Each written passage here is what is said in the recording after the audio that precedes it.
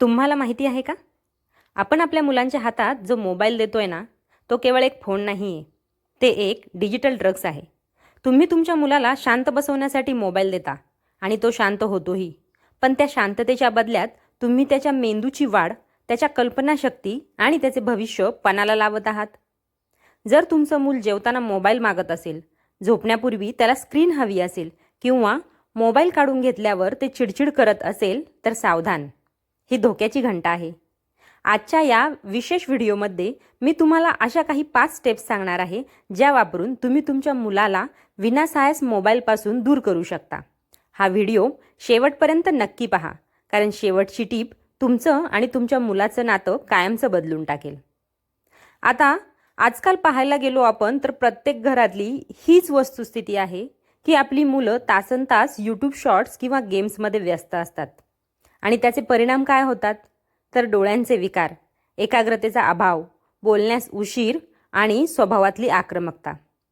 आता यामध्ये आपण पालक म्हणून आपली पहिली चूक काय असेल, तर सुरुवात ही आपणच करतो. मुलाला सुरुवातीला आपणच सवय लावतो आणि नंतर मात्र ओरडतो. पण यामुळे मुलांच्या मेंदूवर जो परिणाम होतो ना, तो अतिशय घातक आहे. मोबाईलच्या अतिवापरामुळे तसेच मोबाईलमधील रंगांमुळे आणि आवाजामुळे मुलांच्या मेंदूत डोपामाइन रिलीज होतो, ज्यामुळे मुलांना मोबाईलचे व्यसन लागते. त्याचप्रमाणे मोबाईलच्या स्क्रीनच्या निळ्या प्रकाशामुळे मुलांच्या झोपेचे चक्र बिघडते.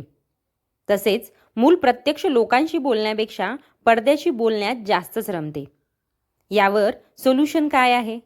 तर यावर काही प्रॅक्टिकल सोल्युशन आहेत, जे आपण आजच्या या विशेष भागामध्ये पाहणार आहोत.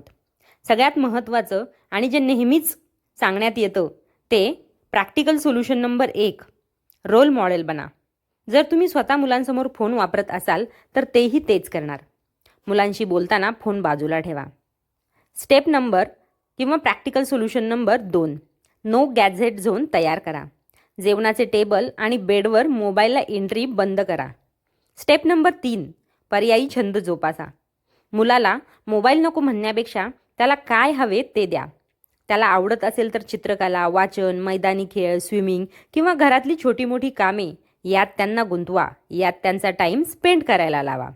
त्याचप्रमाणे स्क्रीन टाईमचे एक टाईम टेबल बनवा. TV किंवा टॅबसाठी वेळ ठरवून द्या. म्हणजेच काय, दिवसाला फक्त 30 मिनिट, 35 मिनिट आणि नियम मोडल्यास शिक्षा म्हणून पुढचे 2 दिवस स्क्रीन बंद. आणि सगळ्यात महत्त्वाचं आणि प्रॅक्टिकल सोल्युशनमधलं शेवटचा step number 5, digital detox weekend. आठवड्यातून 1 दिवस संपूर्ण कुटुंब मोबाईलशिवाय घालवा. ट्रेकला जा किंवा बोर्ड गेम्स खेळा.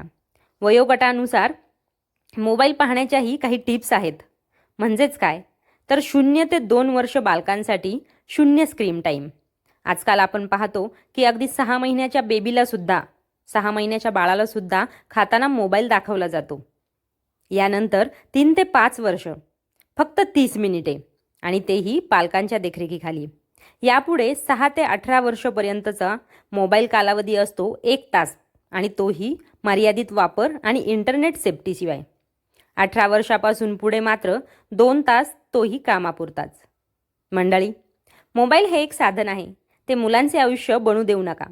त्यांना मोबाईलऐवजी तुमचा वेळ द्या. सुरुवातीला मुलं रडतील, चिडतील, पण हार मानू नका. त्यांच्या भविष्यासाठी आज कठोर होणं गरजेचं आहे. तुम्हाला यातील कोणता मुद्दा सर्वात जास्त पटला?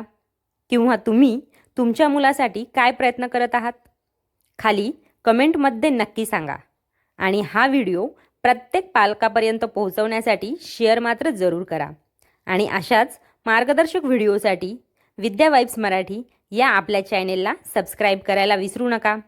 धन्यवाद.